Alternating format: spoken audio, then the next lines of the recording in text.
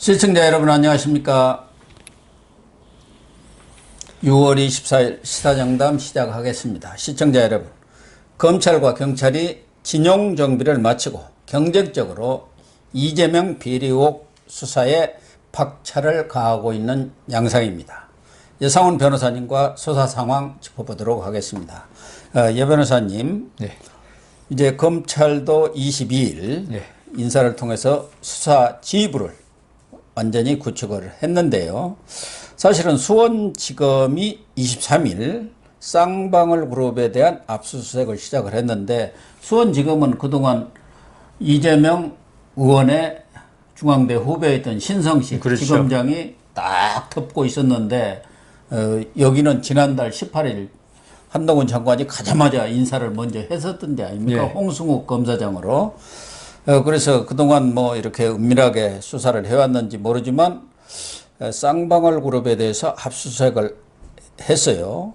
하나는 주가 시세 조작 의혹이 있다는 것 하나하고, 경영진이 돈을 좀 횡령한 것 아니냐, 이런 두 가지 의혹이 있는 것 같은데, 문제는 이 쌍방울 그룹 아닙니까? 왜 그렇죠. 쌍방울 그룹을 했을까? 이거 이제 이재명 의원의 변호사비 대납 사건, 그 의혹이 관련된 기업이기 때문에 이게 무슨 연관이 있는 거 아니냐, 그런 의심을 받는 거 아닙니까? 그렇죠. 지금 말씀하신 중에 주가 조작은 네. 지금 관계된 쌍방울 회장이 김성태인가 그렇죠. 예, 예. 김성태 씨의 뭐 어떤 그 경제범죄고, 예. 이재명 지금 의원하고는 직접 관련은 되는지는 앞으로 수사해 봐야겠지만 그러겠죠. 큰 관계는 없는 것 같아요. 예, 예. 본인이 어떤 쌍방울 회사 주식, 그다음 그 외에도 주가 조작을 통해서 뭐 많은 이익을 얻었다. 예. 본래 사채 3억으로 시작해가지고 그 주가 조작하는 팀하고 연관돼서 그 돈 빌려주고 엄청난 수익을 얻었어요. 그 돈으로 쌍방울을 인수한 거다. 예. 그런 말이 있는데. 그러니까요. 전에는 쌍방울이 그런 사람이 아니었는데 오늘 갑자기 그렇죠. 이 출신이 가서 땅을 예. 접수했다고 그러더라고요. 그 쌍방울이 본래 전라북도 전주가 예. 그 본거지인데. 그렇습니다. 거기서 무주 리조트라고 있어요. 예, 쌍방울이 무주 있던. 리조트. 그게 본래 대한전선이 그걸 소유하고 있었는데 그 주식을 인수해가지고. 그러니까 그 자금이 어디서 났느냐? 그게 바로 그 주가 조작을 통해서 얻거나 아니면 그 이자 제한법, 유사수신, 그걸 훨씬 뛰어넘는 이익을 가지고 했다는 지금 이야기를 많이 하고요. 예. 그러니까 그 당시에 많은 수익이 그 주가 조작 팀들한테 수익을 얻고 연관돼 있지 않겠습니까? 벌써 예, 서로. 예, 예. 그게 쌍방울을 인수하고 난 다음에도 계속 그 어떤 주가 조작에 관여한 것 같아요. 그러니까 이 부분은 아마 제가 볼 때는 그 서울 남부지검 증권범죄수사단에서 더 전문이니까 할 가능성도 있는데, 우선 지금 수원지검에서 이 전체적으로 하고 있으니까 봐야 되겠고요. 더 중요한 거는 지금 우리가 관심 가지는 거는 이재명 의원의 변호사비죠. 이재명 의원이 2018년부터 공직선거법 위반 이런 걸로 그 변호사 선임을 많이 했거든요. 예. 그때 3억 분이 안 들어갔다고 지금 주장했는데, 재산을 보니까 오히려 늘은 거예요. 변호사 비용을. 그리고 그 당시에 변호사를 상당히 많이 선임하고 또 유력 변호사를 선임했기 때문에 3억까지 했다는 건 말이 안 된다. 예. 그래서 지금 의심을 가지는 게 그 쌍방울 CB, 영어로는 체인지업을 본드라 해가 전환사채죠. 전환사채라는 거는 뭐 이 설명을 간단히 말씀드리면은 본래는 사채인데, 사채라는 게 그냥 일반 개인의 사채고, 회사가 발행하는 채권을 사채라고 그럽니다. 채권인데, 회사 채권. 회사에 대한 채권, 예. 개인에 대한 채권이 아니고 사채인데, 그게 이제 조건이 붙어 있죠. 그게 어느 정도 지나면 이 사채를 가진 사람이 원하면 주식으로 바꿔줄 수 있어요. 예. 이 때문에 딱 그 사채에는 아주 어떻게 보면 그 특혜를 주는 거예요. 예. 보통 때는 이자만 따박따박 받다가 주가가 팍 올라갈 때쯤 되면 주식으로 변환시킨 다음에 팔면 엄청난 이익이 생기거든요. 그런데 그 사채를 갖다 45억을, CB를, 전환사채를 발행했는데, 이게 11달 만에, 11개월 만에 그걸 쌍방울에서 다시 받아요, 그걸. 상환해가지고. 그게 좀 특이한 건데, 사채라는 게 왜냐하면 또, 이 부분이 많이 이상한 게, 사채를 갖다 김경률 회계사가 한 말인데 사채라는 거는 회사에 긴급히 쓸 자금이 있거나 긴급하게 투자할 필요가 있을 때 사채를 발행하거든요. 그러겠죠. 왜냐하면 주식 발행은 여러 가지 제한이 워낙 많아가지고 뭐 사채도 제한이 있지만 그래도 주식보다는 좀 발행 조건이 좀 쉬우니까. 그런데 이 사채 전환 사채 발행한 뒤에 투자한 데가 흔적이 없어요. 그러면 이거는 뭐에 썼느냐? 예, 그거죠. 그 방향이 향방이 네. 아주 이상한 거죠. 그런데 해가지고 그걸 갖다가 회사에서 11개월 만에 대사드린 다음에 보통 대사드리면 그걸로 끝나거든요. 네. 근데 또 다른 사람한테 예.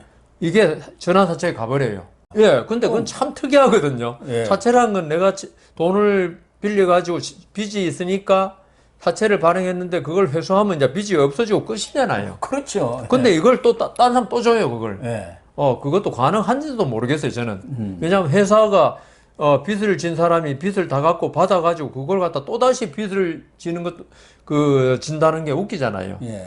그래, 하여튼 갔는데 그 전환사채를 받은 사람이 그 받자마자 주식으로 전환 청구해가지고 예. 그걸 매각을 했는데 엄청난 이익을 얻었어요. 48억인데 50억 원의 시세 차익을 얻었다. 그러니까 그날, 예.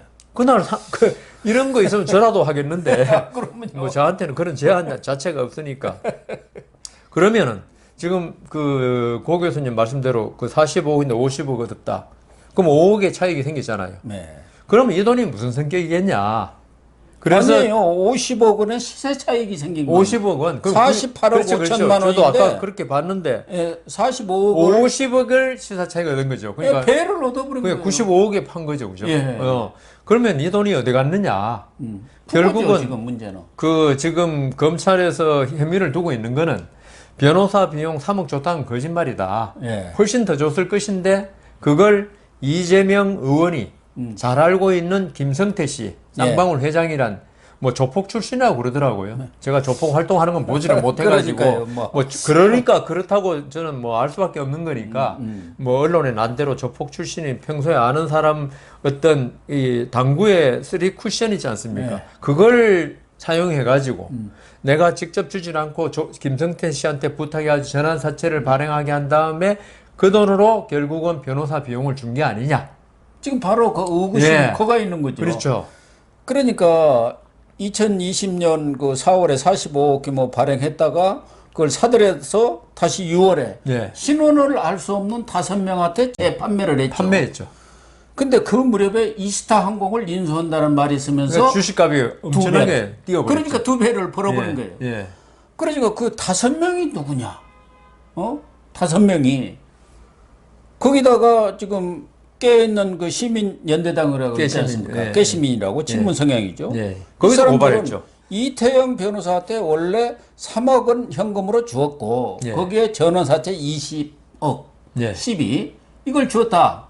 그러니까 이 전원사채가 바로 쌍방울에서 온 것 아니냐. 지금 그런 주장을 하고 있단 말이에요. 근데 이번에 드러났지 않습니까? 쌍방울 끄고 그다음에 이게 지금 그 김성태 씨하고 문제되는 게 결국은 그렇게 이스타 항공 그 인수설 물론 나중에 무산됐지만은 그거 이제 주가 조작하려고 이렇게 쏙 그러니까 이거 흘린 거니까 결국은 내부자 거래도 되는 거예요 이게.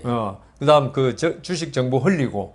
그래서 이거는 뭐 뒤에 이제 남부지검이나 이런 데서 조사할 거고 제일 중요한 거는 결국은 그 이재명 시장이 이 김성태 씨한테 그렇게 부탁해서 만일 변호사비를 만일 해결했다면은 과연 둘 사이에 어떤 유착 관계가 있느냐?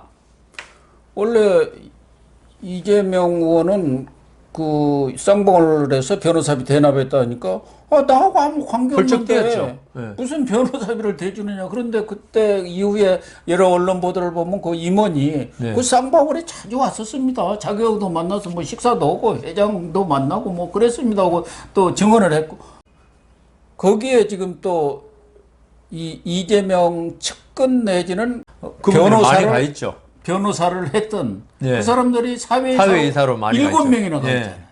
한 그룹에 7명.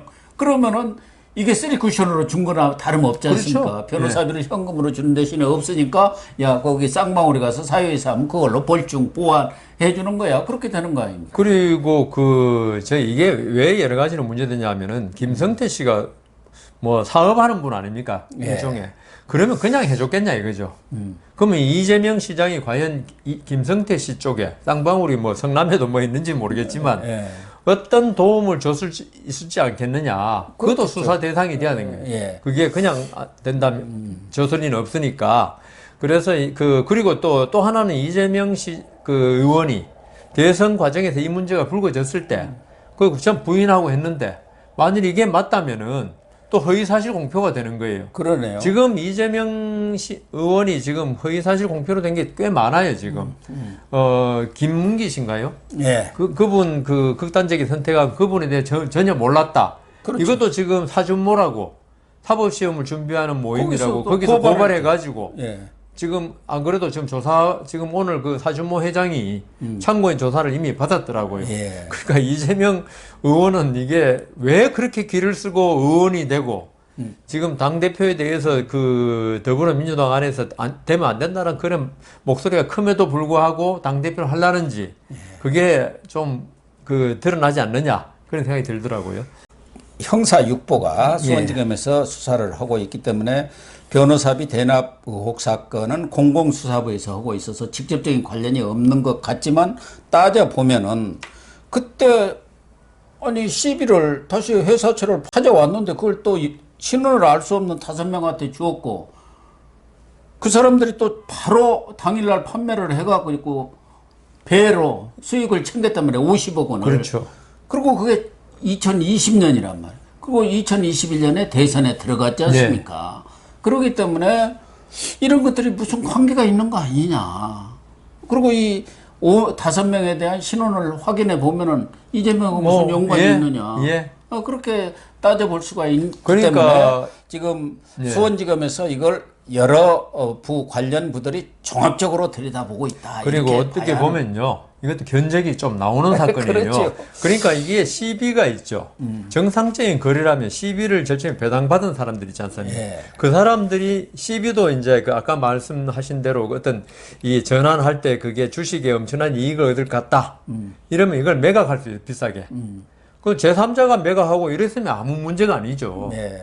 그거야 뭐 그건데 이거는 지금 아주 특이하게 시비를 발행한 회사가 사들여가 도로 그거라도 줬단 말입니다. 아니 자기들이 이스타 항공을 매입할 의사가 있었다면은 그 가격이 오를 것 아닙니까? 그러니까 가격이 왜 남한테 5사람한테 주냐 예. 이거. 그 5사람하고 무슨 관계가 그러니까요. 있느냐 이 얘기죠. 뭐 차라리 김성태 씨하고 뭐 관계 있어가지고 예. 그랬다면 좀 나은데 그것도 안 되지만 그 내부자 거래, 예. 증권거래법 이런 위반이 불가하지만은 이게 이재명 시장의 의원의 그 변호비 대납과 관련된다면은 이거는 아주 큰 문제가 돼버리는 거죠. 특히 이번에 이제 형사 6보가 수사에 들어간 것은 금융정보분석 FIU에서 예. 자금 흐름이 이상하다. 이렇게 본사하고 계열사 간에 자금이 너무 왔다 갔다 하는데 그게 불투명하다. 그 돈이 100억 원 정도가 불투명하게 지금 사라져 버렸다. 네. 그래갖고 이제 검찰한테 그거 자료를 보내니까 수사를 한 그렇죠. 거 아닙니까? 네. 그러니까 이 100억 원에 대해서 지금 언론 보도는 거기 회장 등 쌍방울 경영진이 횡령한 것 아니냐. 그래 비자금으로 확보한 거 아니냐. 그럼 이 비자금 100억 원은 도대체 어디로 갔을까? 네. 이것도 지금 검찰이 그렇죠. 들여다보는 거 예. 아닙니까? 예. 그게 과연 이재명으로 아무 관계없이 자기들끼리 나눠 먹은 거냐, 진짜 비자금으로 쓴 거냐, 이 부분도 또 지금 수사 대상이 될 수밖에 없죠. 그 이재명 의원하고 김성태 씨 관계는 지금 우리 SNS에 한참 그 돌아다니는 사진 있지 않습니까? 시장실에서 책상 위에 다리 얹어놓고 찍은 사진. 그게 김성태 씨가 아니냐라는 이야기를 지금 많이 하고 있거든요. 그 시중에서. 그러면 김성태 씨하고 이재명 의원이 그렇게 아주 밀착된 관계라면 결국 그 지금 향방을 지금 쫓고 있는 돈들의 그 그러니까 기착지 어디로 향한가도 밝혀낼 수 있으니까 그게 밝혀진다면 이재명 의원의 지금 대장동이나 백현동 사건 못지않게 이건 진짜 우리가 납득이 안 가는 게 사법시험을 합격한 그 민선 시장이 어떤 이런 그 소문이 좋지 않은 사람과 밀착돼 가지고 여러 가지 일을 한다는 게 좀 말이 안 되잖아요. 예. 그 문제는 또 그렇고 공공수사부에서도 지금 언론 보도를 보면은 이 이야기는 전에도 좀 나왔습니다만은 이재명의 변호인 그 선거법 사건과 관련된 공직선거법 위반 사건을 변호했던 이태영 변호사하고 그 이태영 변호사를 소개를 해준 사람이 최모 씨라는 사람이 있었고 그리고 그 지난 1월에 사망한 고 이병철 씨. 이병철 씨가 무슨 사건이 있어갖고 자기 아는 최모 씨한테 변호사 좀 소개해 달라니까 이태영 씨를 소개를 해줬지 않습니까? 그 세 사람이 이 얘기를 했던 그 녹취 파일, 녹음 파일 48분짜리가 지금 공공수사부에서 다시 확보를 했다고 그러죠. 확보를 했다는 거예요. 거기에 보면은 전에도 일부가 보도가 됐었습니다만은 그 이재명 지사에게 얼마 받았는지 들었다. 뭐 이런 얘기도 나오면서 3억에다가 주식 23억 원을 줬다면서요. 그러면서 이제 자기도 그런 돈을 준 것으로 알고 있기 때문에 나도 뭐 그에 상응한 뭐 생각을 하고 있다. 이런 식의 그런 얘기를 서로 나눈 거. 이런 것이 그 녹음 파일에 있다는 것이고 이태영 변호사는 거기에 대해서 뭐 이재명 변호사한테 얼마 받았다 어쨌다 얘기는 없었지만 착수금이 5천만 원이고 그래야 당신의 관련된 사건에 이 서류 작성에 들어간다. 그리고 이 성공 보수는 억대다. 억대 이상이다. 뭐 이렇게 얘기를 했다는 거예요. 이런 것들을 보면은 그 이전에 이재명 지사가 이태영 변호사한테 3억 플러스 20억 알파 이 CB 이걸 준 것이 이 녹음 파일로도 확인이 되는 것 아니냐. 그래서 지금 공공수사부에서 이 관련자들 다 불러서 또 확인을 하고 있다는 거 아닙니까? 그렇죠. 그러니까 그 지금 그 이태영 변호사가 검사 출신이죠.